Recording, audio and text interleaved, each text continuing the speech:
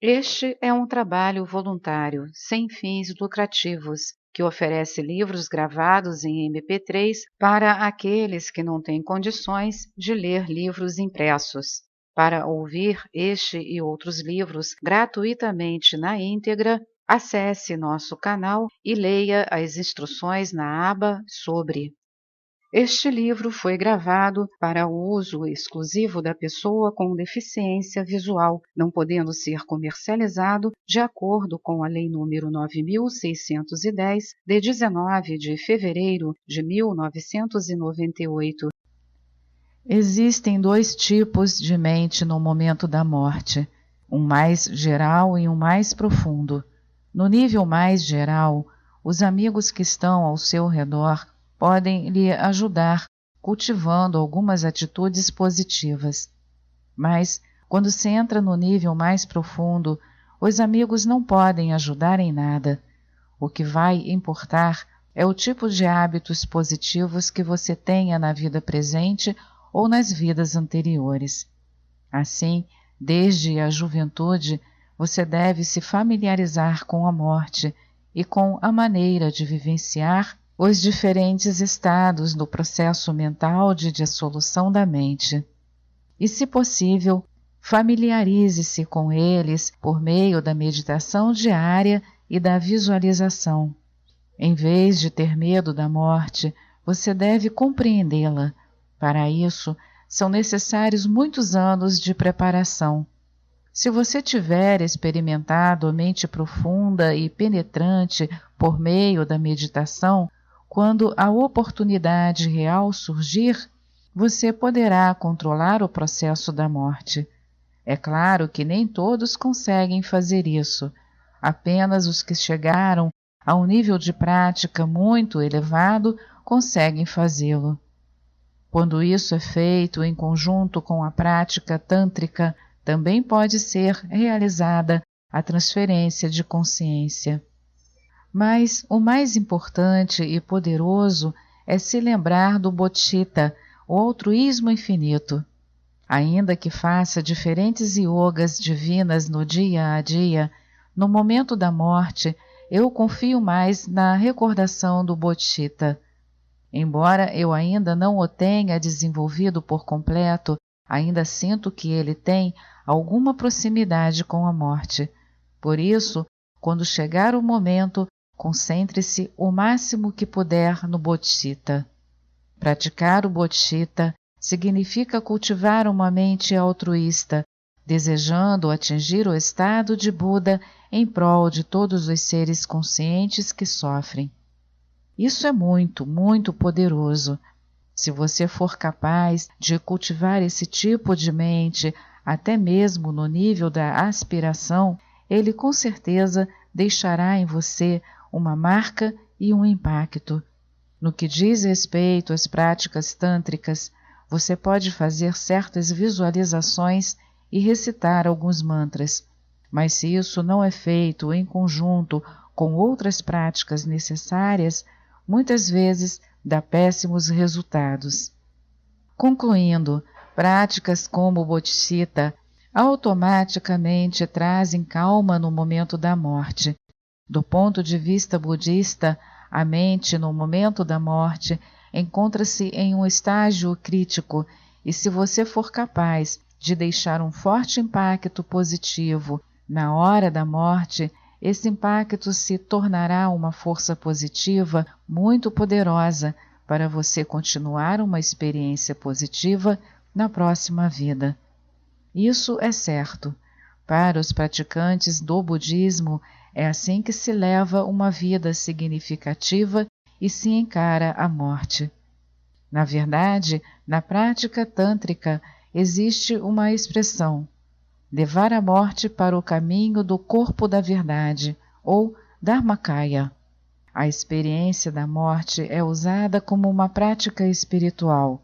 O estágio intermediário após a morte também é levado para o caminho do corpo do prazer, ou Sambhogakaya, e o nascimento é levado para o caminho do corpo da emanação, ou Nirmanakaya. Assim, o que experimentamos no momento da morte, seja a experiência positiva ou a negativa, depende de como vivemos nossas vidas. A coisa mais importante é ter uma vida diária significativa, positiva, boa e feliz. Perguntas e respostas. Pergunta: já que a filosofia do budismo é não fazer o mal, apenas beneficiar os outros, no caso das decisões práticas do dia a dia, se alguém quiser matá-lo e o senhor não tiver como fugir, o que faz? Resposta: observando de uma perspectiva mais ampla, qual o propósito da sua vida atual? Você também deve julgar sua capacidade para saber quanto pode beneficiar e ajudar os outros. É claro que se alguém o ataca, você deve fugir ou evitar o ataque. Mas, se não houver outra possibilidade, então acho que é seu direito individual se proteger.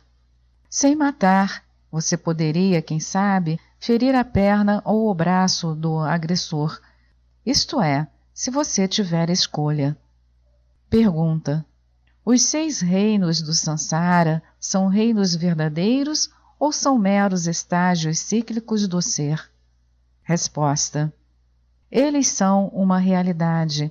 Acho que eles existem de verdade, mas, ao mesmo tempo, devo dizer que sou cético em relação às explicações. Não sei se devem ser compreendidas ao pé da letra ou não. Pergunta: como se pode continuar acreditando na bondade humana inerente quando vemos o sofrimento que os homens infligem a seus irmãos? Resposta: se você adotar um ponto de vista mais amplo, verá que os seres humanos sobrevivem por causa do cuidado de suas mães ou de uma figura materna com as quais eles se importam e por quem sentem compaixão. Sem a preocupação mútua, a compaixão e o sentimento, não se pode sobreviver. A sobrevivência de 5 bilhões e 700 mil pessoas prova esse fato. Outra razão é nosso corpo humano. As emoções negativas são muito ruins para a saúde. As emoções positivas ou a paz mental é uma influência positiva para o corpo. Esta é a base da minha crença. Isso não significa que não temos aspectos negativos. As emoções negativas também são parte da nossa mente. Acho que outra explicação é que a maneira mais eficaz de mudar as mentes dos outros consiste no afeto e não no ódio.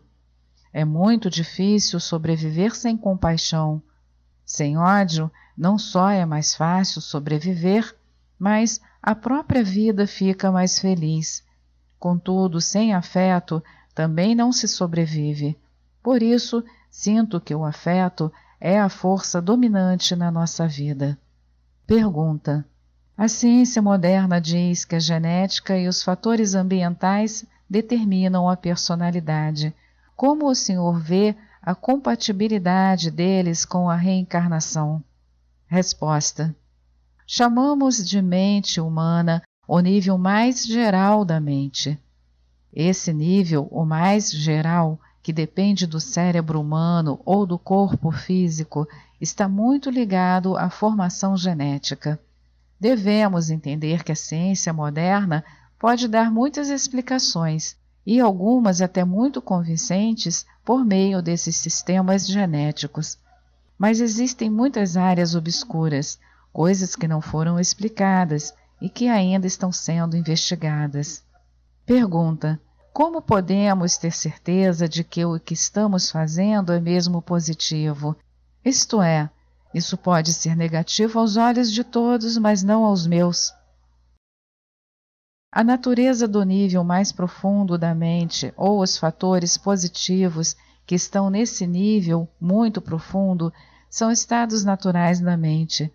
Eles não podem ser explicados facilmente e requerem uma explicação detalhada ou uma explicação mais aprofundada.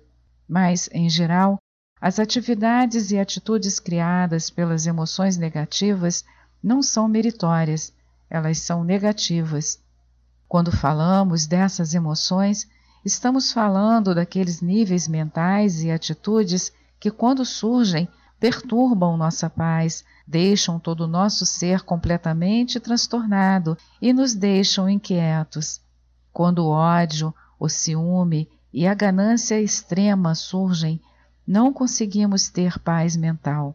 Por outro lado, com o forte karma ou a compaixão, podemos ficar inquietos quando vemos os outros sofrendo, mas essa inquietude foi desenvolvida voluntariamente e por alguma razão. Por isso, podemos aceitá-la e continuar com uma paz subjacente. Pergunta: todas as atividades e atitudes cultivadas pelas emoções negativas são negativas. Então, existem algumas atitudes que são motivações ou ações virtuosas, porque levam ao karma e nos proporcionam um renascimento mais elevado e positivo. Esta semana, descobri que minha mãe está com câncer no seio. Como se pode usar uma doença terminal como degrau para o crescimento pessoal e como a família e os amigos podem tornar esse sofrimento produtivo? Resposta: se sua mãe tiver alguma crença, isso deve ser feito de acordo com ela. Se ela for uma descrente, acredito que os amigos devem ter por ela a maior compaixão possível e dividir com ela este problema. Pergunta: vemos que a maioria das pessoas boas sofre, e as pessoas más continuam gozando de benefícios e reconhecimento. Portanto, como se pode acreditar em uma vida digna positiva? Resposta: em termos da filosofia budista, esse tipo de observação mostra uma visão curta. Essa conclusão também deve ter sido tirada às pressas. Se analisarmos mais detalhadamente, veremos que esses desordeiros não são felizes. Mas, no final das contas, o futuro de cada indivíduo é sua própria responsabilidade. É melhor se comportar bem. Podem existir algumas pessoas com modos de viver muito negativos, mas isso não deve ser seguido. Por exemplo, não é certo dizer que se vai matar os pais porque alguém matou os pais. Devemos nos responsabilizar por nossa própria vida e conduzi-la de forma positiva. Do ponto de vista budista, isso tem uma explicação. Você pode ver pessoas que se comportam mal e que fazem todo tipo de coisa negativa. Elas parecem se divertir mais do que as outras. A razão para isso é que essas pessoas acumularam alguns atos positivos, mas eles não são suficientes para projetar nelas apenas os atos felizes e positivos, e logo tais pessoas ficarão sem os resultados deles. Pergunta: por que as espécies humanas vieram de formas animais inferiores? Qual é o significado disso? Resposta: isso está em sintonia com o processo evolucionário geral. Os budistas acreditam que antes da formação das galáxias, diferentes energias se uniram e por fim desenvolveram formas sólidas e moléculas diferentes. Sendo assim, a explicação budista e a teoria de Darwin, no que diz respeito às evoluções, têm muitas semelhanças. Pergunta: como podemos ajudar a causa do Tibete? Na Índia existe alguma organização que dá apoio à campanha do Tibete? Resposta: o governo da Índia e, é claro, os governos de Estado, bem como o povo indiano, estão sendo de grande ajuda. Mas a questão do Tibete é muito complicada. Mas, à medida que o tempo passa, o apoio vai crescendo. Pergunta: precisamos nascer de novo e de novo como seres humanos até alcançarmos o Nirvana? Resposta: se você conseguir alcançar o Nirvana nesta vida, é melhor. Se não for possível, ele pode ser alcançado em vidas sucessivas. Por isso, a consecução da vida humana é necessária.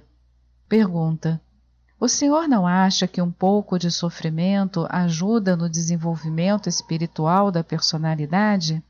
Resposta: se você for capaz de transformar essa calamidade ou infortúnio no caminho certo, sofrer definitivamente contribui para a elevação da prática espiritual. Pergunta: transformando-se de um estado mental negativo para um positivo, como se poderia agarrar o estágio inicial de dúvida e agitação?